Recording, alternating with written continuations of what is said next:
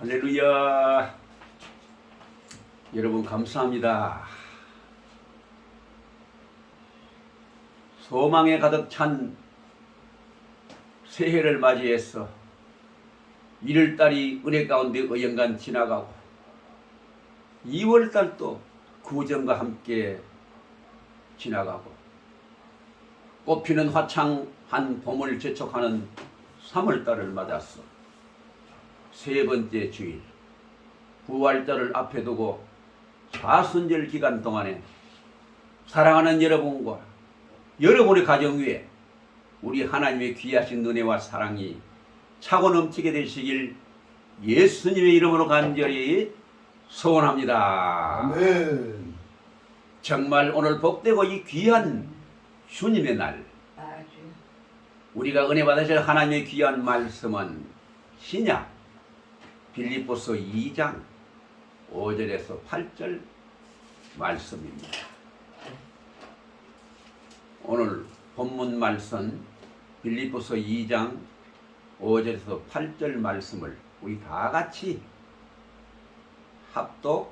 합독하시겠습니다. 시작. 너희 안에 이 마음을 품으라. 곧 그리스도 예수의 마음이니 그는 근본 하나님의 본체시나 하나님과 동등됨을 취할 것으로 여기지 아니하시고 오히려 자기를 비워 종의 형체를 가지사 사람들과 같이 되셨고 사람의 모양으로 나타나사 자기를 낮추시고 죽기까지 복종하셨으니 곧 십자가에 죽으심이라. 아멘. 감사합니다. 오늘은 빌립보서 2장 5절에서 8절을 본문으로 해서 십자가에 죽으신 예수라는 제목으로 하나님의 말씀을 선포할 때에 하나님의 크신 은혜와 사랑이 우리 모두에게 충만하시기를 예수님의 이름으로 간절히 소원합니다. 아멘. 우리 사람이 일생을 살아가면서 가장 중요한 것은 뭐냐? 그 마음가짐을 바르게 하는 것입니다. 사람이 사람 되면 마음을 가졌기 때문입니다. 잠언 4장 23절에 보면은 모든 지킬 만한 것 중에 더욱 내 마음을 지키라. 생명의 근원이 이에서 남이니라. 그렇게 했습니다. 그래서 사람의 사람됨을 외모로 보는 것이 아니요, 어떤 지위나 신분으로 보는 것도 아니라 오직 사람은 마음으로 보는 것입니다. 하나님이 하나님 되신 것은 하나님 마음 때문이요, 예수님이 예수님 되신 것은 예수님의 마음 때문입니다. 또 우리가 그리스도인이 된 것은 그리스도다운 마음을 가지려고 된 것입니다. 그래서 우리가 외모를 단장한다든지 우리 생활을 부유하게 만든다든지 그렇게 하는 것도 물론 중요하지만은 그 중에 가장 중요한 것은 우리의 마음가짐이 그리스도와 같아야 된다는 것입니다. 그래서 사도 바울은 기독론을 정리하면서 본문에 너희 안에 이 마음을 품으라. 곧 그리스도의 예수의 마음이니 그는 근본 하나님의 본체시나 하나님과 동등됨을 취할 것으로 여기지 아니하시고 오히려 자기를 비워 종의 형체를 가져 사람들과 같이 되었고 사람의 모양으로 나타나셨으며 자기를 낮추시고 죽기까지 복종하셨으니 곧 십자가에 죽으심이라. 그렇게 나타내고 있습니다. 그리스도인이 가장 중요시 여겨야 할 것은 뭐냐? 바로 그리스도의 마음이라는 것입니다. 우리 예수님은 자신을 낮춰 종의 마음을 가지고 사셨습니다. 한마디로 말하자면 자기를 완전히 비웠습니다. 그래서 가장 위대한 사람은 자기를 비운 사람인 것입니다. 그러면 그 비운 마음을 어떻게 해야 되겠느냐? 바로 예수님의 마음으로 채워야 된다는 것입니다. 예수님은 자기를 완전히 비우시고 하나님 마음을 채웠습니다. 그래서 예수님은 십자가에 죽기까지 복종하셨습니다. 그래서 우리는 예수님이 십자가에 달리셔서 죽으신 그 마음을 품어야 된다는 것입니다. 예수님이 위대한 것은 곧 그 마음 때문인 것입니다. 예수님이 그의 공생의 기간 동안 위대한 사건들이 많이 있었습니다. 그러나 최고의 사건은 뭐냐? 바로 십자가에 죽는 것이었습니다. 예수님은 십자가에 죽으신 그것 때문에 바로 우리 구주가 되셨고 우리를 죄에서 구원하셨으며 우리를 하나님과 화목하게 하셨던 것입니다. 그래서 십자가의 도가 멸망하는 자들에게는 어리석은 것이지만은 구원을 얻는 우리에게는 하나님의 능력이 되는 줄로 믿습니다. 아멘. 십자가를 의미하는 헬라어 스타위르. 이 스타위르는 원래 수직 버팀대 또는 말뚝이라는 그 뜻이 있는데 범죄자들을 말뚝에 매거나 찔러서 처형하는데 사용되었던 것입니다. 그런 것이 신약 시대에 와서 스타위르가 땅에 박은 말뚝을 뜻했으며 후에 T자형으로 횡대가 가설되었던 것입니다. 십자가의 처형 방법은 페르시아인들로부터 원래 시작이 되었고 이것을 알렉산더 대왕이 배워서 십자가 처형을 하게 되었습니다. 그래서 로마 사람들은 칼타고의 페니키아인들에게서 이 사형 방법을 배웠던 것입니다. 그래서 로마인들은 이 사형 방법을 속국 백성들 중에 주로 반란을 일으키는 사람들 아니면 노예나 도적들이나 암살자 등을 처형할 때 사용을 했습니다. 그래서 인류 역사 이래 가장 잔인한 사형 방법이 바로 십자가형이었던 것입니다. 그래서 십자가형을 받은 자는 5 갈고리의 쇠가 붙은 가죽 채찍으로 40대에 하나 감한 39대에 심한 매질을 당했으며 자기가 매달릴 그 십자가를 직접 지고 처형장까지 가야 했던 것입니다. 그리고 그 사형서는 죄명을 기록한 그 판을 목에 걸고 가다가 마지막에는 십자가 나무 위에 그 패를 붙이고 자신이 지고 간 그 십자가 위에 옷을 다 벗고 벌거벗은 채 부끄러운 모습으로 처형하게 되었던 것입니다. 그래서 십자가형은 육체에 주는 가장 큰 고통 가운데 극악한 것이었습니다. 어떤 사형법보다도 가장 고통을 많이 주는 사형법이었습니다. 몸 전체가 날카로운 갈고리에 박히는데 그 갈고리가 박힌 곳은 살점이 움푹움푹 뜯겨 나와서 40에 하나 감한 매 39대에 맞은 195군데에서 피가 줄줄 흘러나와 전 몸이 피투성이가 되었던 것입니다. 그래서 계속 피를 흘림으로 심장에 극악한 통증을 갖다 주고 심한 또 갈증이 일어나고 한낮의 태양빛으로 인해 극심한 고통을 느끼면서 서서히 죽어가게 되는 것입니다. 때로는 사형수의 죽음을 재촉하기 위해서 다리를 꺾기도 합니다. 이런 잔인한 처형법을 예수님도 직접 받았습니다. 예수님이 무슨 죄가 있어서 그런 처형을 받았을까요? 아닙니다. 예수님은 겉으로 보기에는 범법자요, 정치범이었습니다. 그 당시에 유대인들이 예수님을 고발한 내용은 바로 이것이었습니다. 마태복음 26장 65절에서 66절에 보면 자칭 하나님의 아들이라 하면서 하나님을 모독하는 참남한 말을 한다고 해서 신성 모독죄로 사형에 해당한다고 했던 것입니다.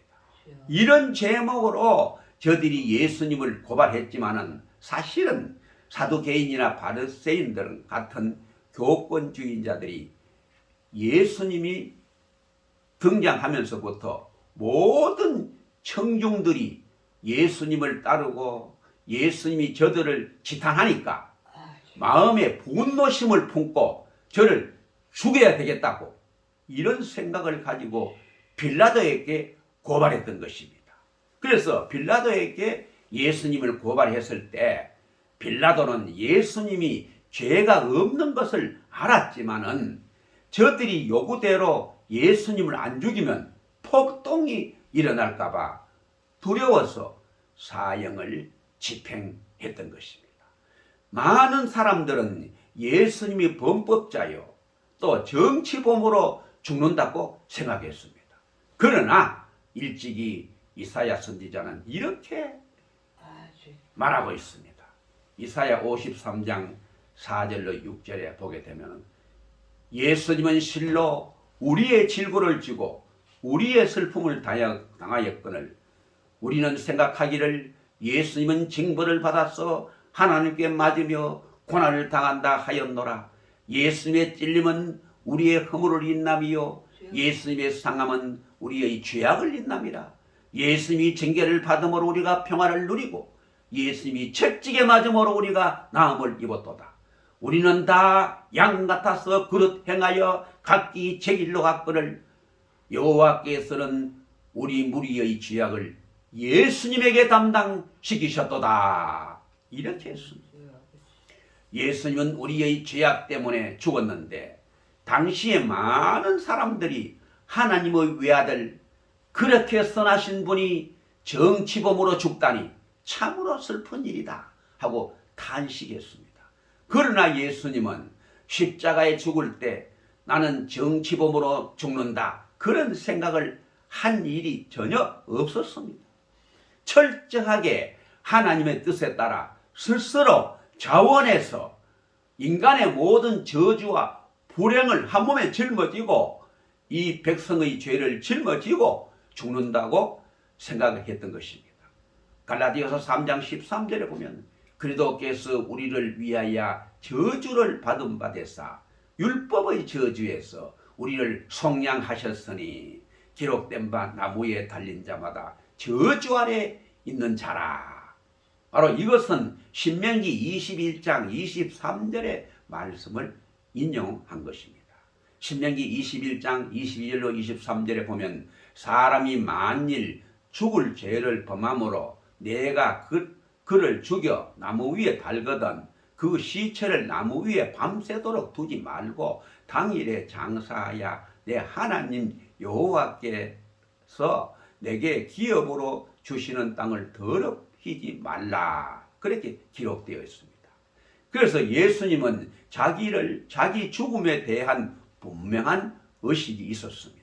마태복음 26장 24절에 인자는 자기에 대하여 기록된 대로 가거니와 그랬고 요한복음 10장 18절에는 이를 내게서 빼앗는 자가 있는 것이 아니라 내가 스스로 버리노라 그렇기 때문에 그가 죽게 될 것을 알면서도 예루살렘을 향하여 올라갔던 것입니다.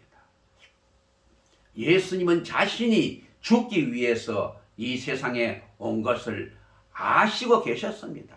그러기에 잡히시기 전날 밤 친히 제자들과 함께 최후의 만찬을 나누시면서 떡을 가지사 축사하시고 떼어 이르시되 이것은 너희를 위하는 내 몸이다. 또 잔을 가지사 축사하시고 이것은 죄 사함을 위하여 흘리는 내 언약의 피니 받아 마시라. 그렇게 말씀하셨습니다. 그래서 예수님은 자기가 친히 피 흘릴 것을 아시면서 축사하셨습니다. 생각해보면 자기의 죽음을 앞두고 이렇게 감사의 제물을 올린 것은 역사에 없는 일이었습니다. 주님은 자기의 죽음을 통해서 이루어질 미래의 하나님의 영광과 인류의 죄사함과 백성들이 죄의 사망에서 해방되고 부활의 승리를 이룰 것을 아시고 친히 죽음의 떡과 잔을 드시고 우러러 하늘을 향해 감사의 축제를 올려드렸던 것입니다. 이것은 그의 죽음이 방법으로가 아닌 하나님의 뜻을 이루기 위한 것임을 고백한 것입니다. 고린도전서 1장 18절에 보면 십자가의 도가 멸망하는 자들에게는 미련한 것이요 구원을 얻는 우리에게는 하나님의 능력이라 그랬습니다.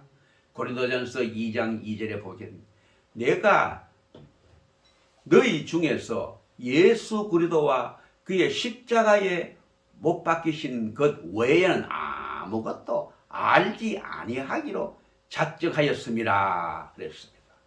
그래서 사도 바울은 나는 헬라의 높은 학문과 지성을 가지고 있다만 이것 가지고는 인간이 구원받지 못한다. 이 십자가의 도만이 우리를 구원할 수 있는 능력이다. 우리 주 예수 그리스도 외에는 결코 자랑할 것이 없나니 십자가 외에는 결코 자랑할 것이 내게는 없다. 십자가만이 나의 자랑이요 나의 구원이요 나의 은혜다. 이렇게 말했던 것입니다. 오순절날 베드로는 이렇게 외칩니다. 사도행전 2장 23절에 그가 하나님의 정하신 뜻과 미리 아신 대로 내어준 바 되었거늘 너희가 법 없는 자들의 손을 빌어 못 박아 죽였으나 사도행전 2장 32절에 보면 이 예수를 하나님이 살리신지라 우리가 다 이 일의 증인이로다 그랬습니다. 당시의 십자가는 헬라인들에게는 거리끼는 것이요 유대인들에게는 미련한 것이요 로마인들에게는 수치스러운 것이었습니다. 그런데 그리스도인들은 이것을 자랑으로 생각했던 것입니다. 십자가는 극악한 사형 기구였지만 예수 그리스도가 십자가를 지심으로 말미암아 모든 죄에서 자유를 얻고 새로운 생명을 얻었기 때문입니다. 여러분은 십자가를 바라보면서 한 번이라도 눈물을 쏟아본 적이 있습니까? 나 같은 죄인 살리신 그 은혜에 고마워 찬송하면서 눈물을 흘릴 수 있는 그 감동이 있어야 바로 그리스도인의 심장을 품은 사람인 것입니다.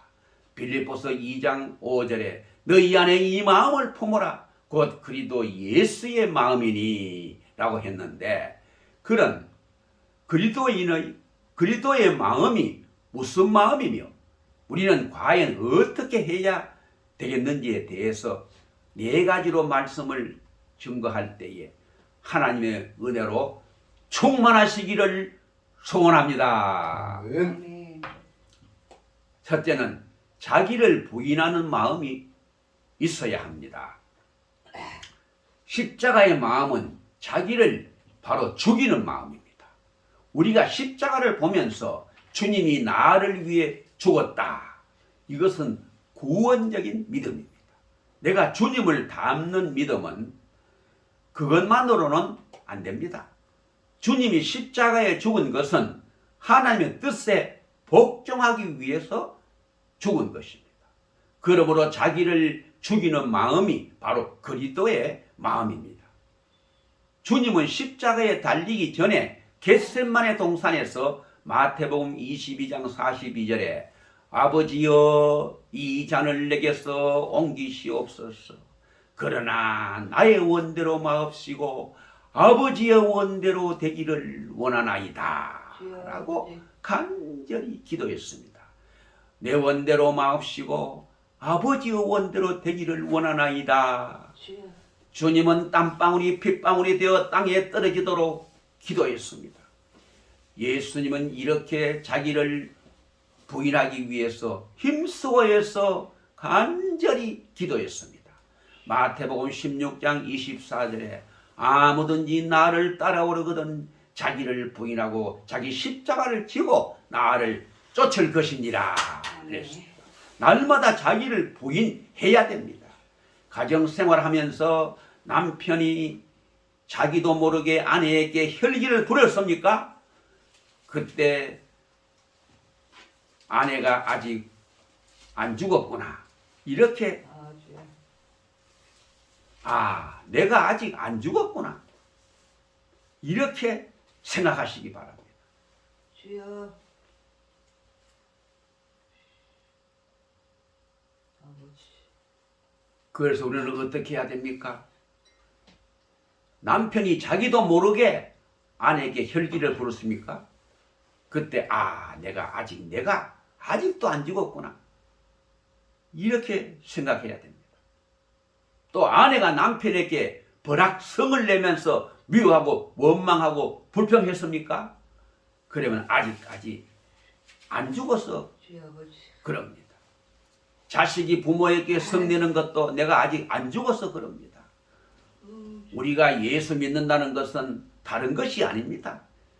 바로 자기 자신을 죽이는 것입니다. 십자가에 달리는 마음은 자기를 죽이고 바로 복종시키는 마음인 줄로 믿습니다. 둘째는 자기를 희생하는 마음이 있어야 됩니다. 마태복음 20장 28절에 인자가 온 것은 섬김을 받으려 함이 아니라 도리어 섬기려 하고 자기 목숨을 많은 사람의 대성물로 주려 함이니라. 대성물이 뭡니까? 대신하여 값을 치르는 것입니다. 다른 사람을 살리기 위해서 자기를 희생하는 것입니다. 바로 대성물은 고대 세계에서 전쟁의 포로들이나 노예들을 해방시키기 위해서 그 대가를 지불하고 구출해내는 것입니다. 바로 예수님이 죄의 노예요, 죽음의 노예인 우리들을 자신의 생명을 바쳐서 구출해냈습니다. 모든 사람을 위해 자기 생명을 대성물로 내어주는 것이 바로 예수님이 죄 많은 이 세상에 와서 행하신 지극한 섬김의 사역이었던 것입니다. 예수님께서 대성물이 되는 것은 구약에서 짐승이 제물로 피 흘려 죽는 그 사건의 신비가 담겨 있습니다. 레위기 17장 11절에 육체의 생명은 피에 있습니다. 내가 이 피를 너희에게 주어 단에 뿌려 너희의 생명을 위하여 속하게 하였나니 생명이 피에 있으므로 피가 죄를 속하느니라 그랬습니다. 바로 피는 생명의 상징입니다. 또 피는 속죄를 이룹니다. 피조물의 생명이 피에 있기 때문에 생명을 대속하려면 대신 생명의 피를 드려야 되는 것입니다. 구약에서는 짐승의 피로 모든 죄를 대속하도록 했습니다. 그런데 이것으로 완전한 속죄가 되지 않기 때문에 바로 예수님께서 죄만한 이 땅에 오셨던 것입니다. 그래서 히브리서 기자는 히브리서 9장 22절에 피 흘림이 없은즉 사함이 없다고 말했습니다. 피가 없이는 사함이 없다는 뜻은 대신하는 것이 없으면 속죄함이 없다는 것입니다. 생명을 위해 대신하는 생명 혹은 피를 위해서 대신하는 피가 있어야 한다는 것입니다. 그래서 동물의 피로는 인간의 죄를 대속할 수가 없는 것입니다. 베드로전서 1장 19절에 오직 그리스도의 보배로운 피, 즉 보혈만이 할 수 있는 것입니다. 주님께서 우리를 위하여 희생하신 그 마음이 바로 십자가의 마음입니다. 우리는 이 마음을 담아서 담대한 믿음으로 세상을 살아가야 되는 것입니다. 교만한 마음을 완전히 버리고 내가 남을 위해서 작은 것이라도 온전히 희생하는 그 마음을 가져야 되는 것입니다. 상대의 유익을 위해서 내가 손해보는 그런 마음을 가져야 되는 것입니다. 가정에 돌아가서도 가족들을 위해서 희생한 마음을 가져야 됩니다. 우리가 교회에 와서 찬송 부르는 것도 좋습니다. 기도하는 것도 좋습니다. 그러나 그보다 우리는 남을 위해 희생하는 마음을 가져야 될 줄로 믿습니다. 아멘. 세 번째는 서로 화목하는 마음이 있어야 합니다. 예수님 십자가에 죽은 것은 죄로 말미암아 하나님과 우리 사이에 원수된 우리를 화목하게 하기 위해서 죽으셨습니다. 에베소서 2장 16절에 그는 우리의 화평이신지라 둘로 하나를 만드사 중간에 막힌 담을 허시고 또 십자가로 이 둘을 한 몸으로 하나님과 화목하게 하려 하심이라 그랬습니다. 예수님은 원수된 것을 십자가로 풀었습니다. 그래서 우리는 가는 곳마다 막힌 담을 헐어야 됩니다. 담을 쌓아서는 절대로 안 되는 것입니다. 가정에 돌아가서 직장에 가서 막힌 담을 헐어야 됩니다. 남북에 막힌 담을 헐고 계층 간에 막힌 담을 헐고 지역 간에 막힌 담을 헐어야 됩니다. 지금 부부 간에 막힌 담이 있습니까? 헐어버려야 됩니다. 고부 간에 막힌 담이 있습니까? 헐어버려야 됩니다. 형제 간에 혹시 막힌 담이 있습니까? 서로 화해하시기 바랍니다. 이것이 바로 십자가에 화목하는 마음인 줄로 믿습니다. 넷째는 서로 사랑하는 마음이 있어야 합니다. 로마서 5장 8절에 보면 우리가 아직 죄인 되었을 때에 그리스도께서 우리를 위하여 죽으심으로 하나님께서 우리에게 대한 자기의 사랑을 확정하셨느니라 그랬습니다. 그래서 우리는 십자가에서 하나님의 사랑을 받았습니다. 이보다 더 큰 사랑을 받은 일이 없습니다. 요한일서 4장 10절에 보면 사랑은 여기 있으니 우리가 하나님을 사랑한 것이 아니요 오직 하나님이 우리를 사랑하사 우리 죄를 위하여 화목케로 그 아들을 보내셨습니다. 그랬어요. 하나님의 사랑이 십자가에서 나타나신 것입니다. 그래서 우리는 이 사랑을 받았기에 그 사랑으로 우리가 또 서로 사랑해야 되는 것입니다. 아멘. 사랑하는 마음으로 사는 것이 뭐냐? 십자가의 마음입니다. 네. 예수와 함께 죽으면 예수의 마음이 내게 들어옵니다. 예수님이 내 안에 살아 계시면 내가 예수님의 마음으로 살아가게 될 줄로 믿습니다. 그리고 우리 모두 십자가의 예수님 속으로 들어가게 되시기를 주의 이름으로 축원합니다. 아멘. 바로 십자가의 길은 예수 그리스도의 길에 함께 걸어가며 예수의 몸과 영혼이 직접 겪은 고통과 함께 예수의 사랑으로 그 고통을 극복하는 것을 깨달아 알게 합니다. 인간으로서 무력함과 한계를 느끼면서도 끝까지 그 길을 묵묵히 가심으로써 우리에게 죄에서 해방과 구원의 길을 활짝 열어주시고 그리고 새로운 삶의 관점을 열어주었다는 것을 느낄 수가 있습니다. 오직 십자가의 길의 목표는 죽음이 아니라 부활이며 생명입니다. 그래서 고통에서 무너지지 않고 사랑으로 충만한 삶의 길을 열어주는 희망의 길이기도 합니다. 또 십자가의 길은 인간을 향하는 길이고 인간의 길로서 예수를 향하는 길이며 가난하고 약하고 병든 이들을 향하는 길이며 그들 안에서 예수를 만나고 그렇게 새로워진 다른 이들의 삶을 깊이 바라보고 생각하면서 주변의 시선에 흔들림 없이 꼭 필요한 자리에 필요한 일에 참여하게 합니다. 그래서 십자가의 길은 이제 믿는 이들에게 참된 진리의 길이요 참된 생명의 길이요 구원의 길이요 참된 빛의 길이 되는 것입니다. 따라서 십자가의 길은 기본적으로 개인의 체험과 성찰이지만 불의한 사회의 인간관계 안에서 고통받는 이들과 함께하는 예수를 바라보고 따르며 참된 빛을 향하도록 하는 책임을 강화하는 사회적 차원을 지니기도 합니다. 또한 여러모로 말할 수 없는 고통을 받는 그리스도인들을 위한 승리의 십자가의 길, 현재에 처한 여러 가지 어려움과 위기에 주님과 함께 가는 영광의 십자가의 길을 만들고 다양한 방식으로 여러 그리스도인들이 다 함께 걸어가야 하는 용서와 평화의 십자가의 길이 되어야 될 줄로 믿습니다. 이제 복음성가 김영기 작사 작곡 주님 가신 길을 제가 부르고 끝을 맺겠습니다. 주님 가신 길 십자가의 길 외롭고 무거웠던 길 골고다의 거친 언덕길 지치신 주님의 음성 오 나의 주님 용서하소서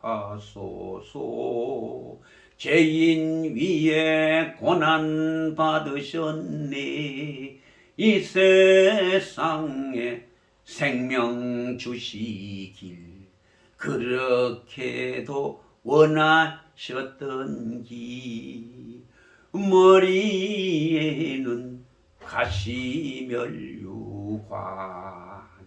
허리에는 굵은 창자국 손과 발목 다 찔리신 지치신 주님의 모습 오 나의 주님 용서하소서 죄인 위에 고난 받으셨니 이 세상에 생명 주시길 그렇게도 원하셨던 길 마르는 눈물 타는 목마름 피로 찌던 십자가 위에 하늘 향해 호소하시는 버림받은 주님의 영혼 온 나의 주님 용서하소서 죄인 위에 고난 받으셨네 이 세상에 생명 주시길 그렇게도 원하셨던 길 우리의 생명 주께 드리네 나의 자랑 십자가일세 나의 생명 주님 가지사 주님 영광 나타내소서 오 나의 주님 용서하소서 죄인 위에 고난 받으셨네 이 세상에 생명 주시길 그렇게도 원하셨던 길 그렇게도 원하셨던 길 아멘. 아멘. 이탈리아 아시시의 성 프란시스코는 예수님의 십자가를 잊은 적이 한 번도 없었다고 합니다. 어느 날 길을 가면서 눈물을 펑펑 흘리니까 제자가 이상해서 물어보았습니다. 선생님, 왜 우십니까? 나는 예수의 십자가의 고난을 생각하고 울고 있노라. 나는 예수님을 위하여 십자가를 등에 지고 땅끝까지 헤매어도 부끄럽지 않다. 그는 두 가지의 기도 제목이 있었습니다. 첫째, 내 생전에 될 수 있는 대로 주님이 친히 맛보셨던 십자가의 순환을 맛보게 하옵소서. 주여. 둘째는 주께서 우리 죄인을 위하여 그처럼 참으실 수 있었던 그 불타는 끝없는 사랑을 알게 하여 주시옵소서. 그렇게 눈물 뿌려 간구하던 주여. 어느 날 그는 자기도 모르게 손바닥에 십자가의 흔적이 직접 나타났고 옆구리에 창자국에서 직접 물이 흐르기 시작했다고 합니다. 기도하다가 주님의 형상을 받게 된 것입니다. 우리도 성 프란치스코와 같은 깊은 경지의 체험을 할 수 있게 되시기를 예수님으로 축원합니다. 아멘. 이제 마지막으로 우리가 성 프란시스코의처럼 외형적인 그런 형상은 직접 받지는 못하지만 우리가 신앙인으로서 믿음의 삶으로 마지막 때 너무나 힘들고 어렵게 살아가는 우리의 생활 현장에서 그리스도의 사랑의 흔적으로 이 세상 끝날까지 온전히 살아가면서 예수님으로 승리하게 되시길 예수 그리스도의 이름으로 간절히 축원을 올려드립니다. 아멘. 감사합니다.